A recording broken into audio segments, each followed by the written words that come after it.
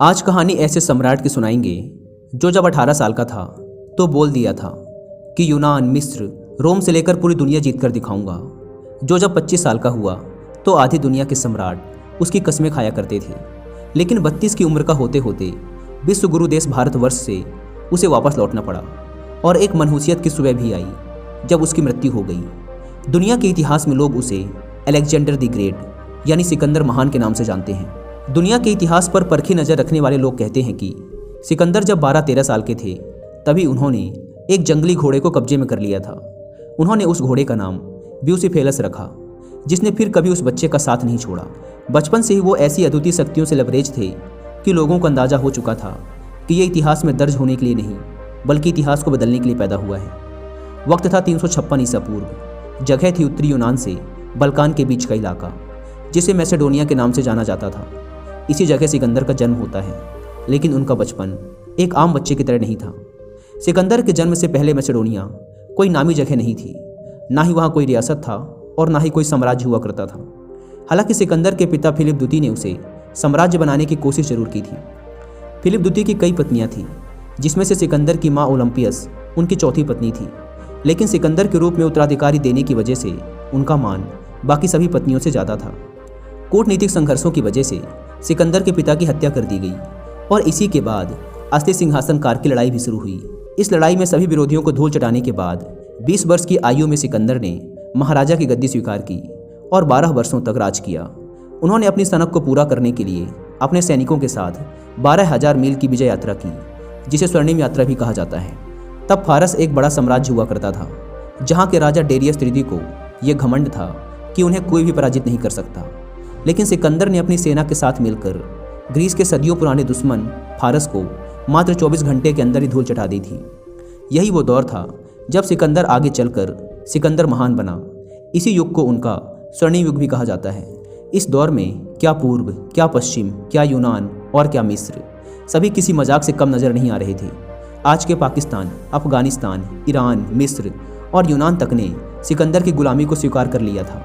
यही वजह है कि जब आज दुनिया के सबसे महान सैन्य कमांडरों की बात की जाती है तो उसमें सिकंदर महान का जिक्र जरूर किया जाता है। इतिहासकारों का कहना है कि बचपन से ही सिकंदर पढ़ाई में बहुत अच्छे थे। उनकी शिक्षा दीक्षा की गुणवत्ता भी बहुत अच्छी थी। उन्हें अरस्तु जैसे महान दार्शनिक से शिक्षा लेने का सौभाग्य भी मिला था। सिकंदर के पूरे व्यक्तित्व में अरस्तु की छवि झलका करती थी। एक बार अपनी सेना से बात करते हुए सिकंदर ने खुद ही कहा था कि उनके जीवन को अरस्तु की सुनाई एक कहानी ने बदल दिया है। अगर उन्होंने इस कहानी को नहीं सुना होता तो शायद वो इतने कुशल योद्धा नहीं बन पाते। अरस्तु ने सिकंदर को ट्रॉय के युद्ध की कहानी सुनाई थी, जिसे ग्रीक कवि होमर ने अपने महाकाव्य इलियड में शामिल किया है। वो कहानी इंसानी जज्बातों से भरी थी, जिसमें इश्क से लेकर युद्ध तक की बातों को बताया गया था, जिससे सिकंदर जैसे महान योद्धा को बहुत कुछ सीखने को मिला। यूनानी इतिहासकारों ने बताया है कि होमर की कविता इलियाड सिकंदर को बहुत पसंद थी। प्रत्येक युद्ध के दौरान सिकंदर उन कविताओं को अपनी तकिया के नीचे रखा करते थे। सिकंदर योद्धा तो बन सकते थे, लेकिन उन्हें महान उनके गुरु अरस्तु ने ही बनाया था। यही वजह है कि सिकंदर भी खुद को अरस्तु की परछाई ही कहा करते थे। इतिहासकार रिचर्ड मार्शल ने अपने कई जनरल्स में कहा है कि अरस्तु ने ही एक अक्खड़ यूनानी लड़के को बेमिसाल शासक में बदला था। इस बात को प्रमाणित भी एक घटना करती है। एक बार सिकंदर यूनान के कारिंथ शहर के दार्शनिक डायोजनीस से मिलने गए थे। सिकंदर को उनसे कुछ खास काम नहीं था, बस ऐसे ही उन्हें उनके कामों के लिए शुभकामनाएं देना चाहते थे। लेकिन डायोजनीस ने बड़ी बदतमीजी से सिकंदर से कहा कि सामने से हट जाओ, क्योंकि तुम्हारी वजह से सूरज की रोशनी मुझ तक नहीं आ रही है।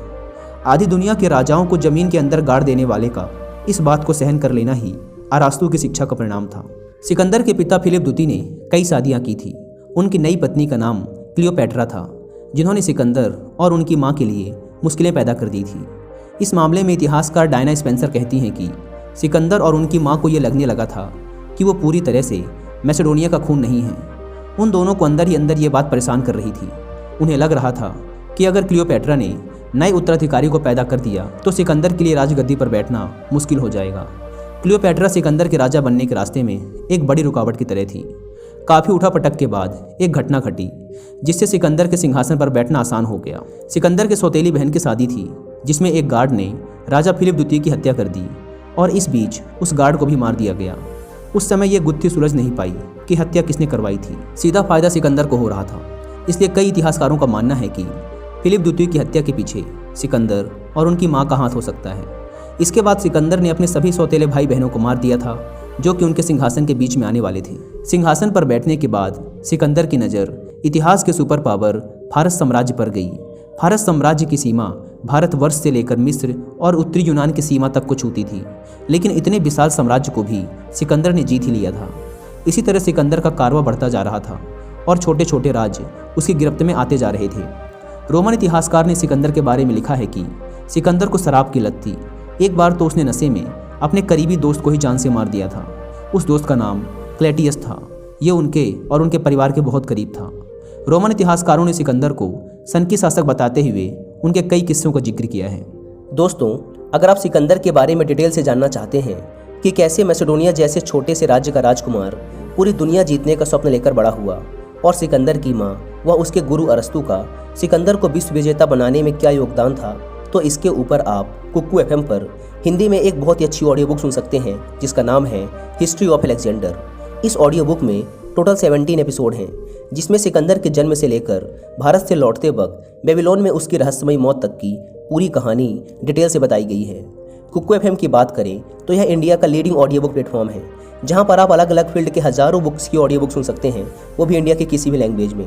नॉर्मली कुक्कू एफएम के पूरे 1 साल का सब्सक्रिप्शन पड़ता है 399 रुपीज़ का, लेकिन यदि आप डिस्क्रिप्शन एंड पिन्ड कमेंट पर दी गई लिंक से इस ऐप को डाउनलोड करके उसमें हमारा कूपन कोड WI50 यूज़ करते हैं तो आपको मिलेगा सीधे 50% का डिस्काउंट, यानी कि सिर्फ 199 रुपीज़ में आप पूरे 1 साल तक कुक्कू एफएम के हजारों ऑडियो बुक्स की लाइब्रेरी के एक्सेस पा सकते हैं। लेकिन यह 50% डिस्काउंट वाला ऑफर सिर्फ पहले 250 लोगों के लिए ही वैलिड है, इसलिए देर ना करें। Link description and pinned comment पर दी गई है। ऐप को डाउनलोड कर WI50 कूपन कोड का फायदा उठाएं। आइए अपनी कहानी पर वापस लौटते हैं। जब करीब करीब आधी दुनिया सिकंदर के सामने नतमस्तक हो चुकी थी, तब विश्व पटल पर एक ऐसा देश था जहां उसे कड़ी चुनौती मिलने वाली थी। ये देश कोई और नहीं बल्कि भारतवर्ष था और सिकंदर को यहाँ से लौटाने के लिए पोरस जैसे वीर सम्राट और आचार्य चाणक्य जैसे विद्वान मौजूद थे। लेकिन सवाल ये था कि आखिर सिकंदर भारत क्यों आना चाहता था। इसके जवाब में यूनानी इतिहासकार पॉल कार्टिलेज कहते हैं कि इसके पीछे कई वजहें थी। सिकंदर दुनिया को बताना चाहता था कि वो अपने पिता से बहुत आगे आ चुका है। उसके पिता भारत तक आना चाहते थे। सिकंदर बताना चाहता था कि उसके राज्य की सीमाएं वहाँ तक पहुँच चुकी हैं जहाँ तक उसके पिता फिलिप द्वितीय नहीं पहुँच सके थे। कई इतिहासकारों का मानना है कि सिकंदर को अपने ऊपर घमंड हो चुका था। उसे ऐसा लगने लगा था कि वो सभी साम्राज्यों की तरह भारत को भी आसानी से जीत लेगा, लेकिन ऐसा ना हो सका। सिकंदर भारत पर विजय प्राप्त करना चाहता था, लेकिन यहाँ पोरस जैसे वीर योद्धाओं ने उसके सामने कड़ी से कड़ी चुनौती पेश की, जिसकी वजह से उसकी सेनाओं को काफ़ी नुकसान पहुंचा। स्थानीय लोगों के विरोध के साथ साथ सिकंदर को अपनी सेना के भीतर से भी विरोध का सामना करना पड़ रहा था। उसकी सेना थक चुकी थी, वो जवाब दे रही थी। मध्य एशिया में सिकंदर की सेना ने 3 साल से भी ज़्यादा का वक्त बिताया था। अब उनकी हिम्मत जवाब देने लगी थी। भारत में युद्ध के बीच से ही सिकंदर की सेना ने पीछे मुड़ने का फैसला कर लिया था। तभी एक ऐसी घटना घटी कि सेना में हड़कंप मच गया। अब उसे अफवाह कहा जाए या कूटनीतिक तकनीकी, लेकिन वो तकनीकी काफ़ी कारगर साबित हुई थी। दरअसल एक अफवाह उड़ी कि युद्ध के बीच सिकंदर की मौत हो गई है। इस अफवाह के बाद ही मध्य एशिया में मौजूद सिकंदर सेना घबरा गई और भागने की फिराक में आने लगी। हालांकि युद्ध में भारतीय सैनिकों ने सिकंदर और उसकी सेना की हालत ख़राब कर दी थी। ये भी सत्य था कि सिकंदर मरा तो नहीं था, लेकिन मरने के करीब पहुंच गया था। वो बहुत बुरी तरह से घायल हो गया था। अगर उसकी सेना पीछे नहीं हटती तो इस भूमि में ही सिकंदर की मौत भी हो जाती। इतिहासकार रिचल मेयर्स का कहना है कि भारत से सिकंदर के वापस लौटने के 3 बड़े कारण थे। उसकी अपनी सेना के अंदर विरोध शुरू हो गया था, इलाके मुश्किल और मौसम कठिन था, और खुद सिकंदर बुरी तरह से घायल हो गया था। कुछ इतिहासकारों का तो यह भी मानना है कि सिकंदर भारत को जीतने के बाद अरब पर हमला करने वाला था, लेकिन उसकी इस ख्वाहिश ने भारत में ही आकर दम तोड़ दिया था। इसलिए भारतवर्ष दुनिया से कहता है कि हमने लौटाए सिकंदर, सर झुकाए, मात खाए। फारस साम्राज्य पर कब्जा किया, सेना को लेकर पूर्व की तरफ बढ़ा, भारत तक पहुंचा और मात खाया। वतन वापसी का फैसला किया, लेकिन मैसेडोनिया वापसी सिकंदर के किस्मत में ना थी। समय अपनी रफ्तार से भाग रहा था। सन 323 ईसा पूर्व का समय भी आया। वर्तमान के इराक और तब के बेबीलोन इलाके में पहुंचने के बाद अचानक एक सुबह सिकंदर की मौत हो गई। कहा जाता है कि बुरी तरह से घायल होने के बाद सिकंदर कभी भी पूरी तरह से ठीक नहीं हो पाया था। उसे किसी रहस्यमय बीमारी ने अपनी गिरफ्त में ले लिया था और उसी की वजह से उसकी मृत्यु भी हुई थी। सिकंदर के मौत के पीछे भी कई तरह की थ्योरी चला करती हैं। कई इतिहासकार कहते हैं कि मौत का कारण उनके घावों में होने वाला इन्फेक्शन था और कुछ का कहना है कि उनकी मृत्यु मलेरिया की वजह से हुई थी। कई लोगों का ऐसा भी कहना है कि भारत से खाली हाथ लौटना सिकंदर कभी भूल ही नहीं सका, जिसकी वजह से वो आत्मग्लानि से भी मर रहा था। कुछ भी हुआ हो, लेकिन सिकंदर एक वीर योद्धा था और ऐसे योद्धा शताब्दियों में भी नहीं पैदा होते। शायद सिकंदर महान को भी एहसास हो गया होगा कि अब उसके पास ज़्यादा समय नहीं है। भारत में मिले घाव उसके जहन और उसके शरीर को ख़त्म कर रहे थे। अपने अंतिम दिनों में सिकंदर ने अपनी सेना से कहा कि जब मेरी मौत हो जाए तो मेरी अंतिम यात्रा के समय मेरे दोनों हाथ खुले रखना, जिससे भविष्य में लोगों को पता चल सके कि विश्व विजेता सिकंदर भी खाली हाथ ही लौटा था। यानी लोगों को पता होना चाहिए कि साथ में बस अच्छे कर्म जाते हैं, बाकी कोई कुछ लेकर नहीं जा सकता। इस कहानी से सीख लेने के लिए हमें कुमार विश्वास की एक पंक्ति भी याद रखनी चाहिए कि मैं सिकंदर हूँ और एक दिन मुझे खाली हाथ ही जाना है। जिंदगी में अच्छे कर्म करिए, खुद के ऊपर भरोसा रखिए और लालच से दूर रहिए। किसी के भी साथ बस उसके कर्म जाते हैं, बाकी कुछ भी नहीं। इसलिए हमेशा दूसरों की मदद करते रहिए।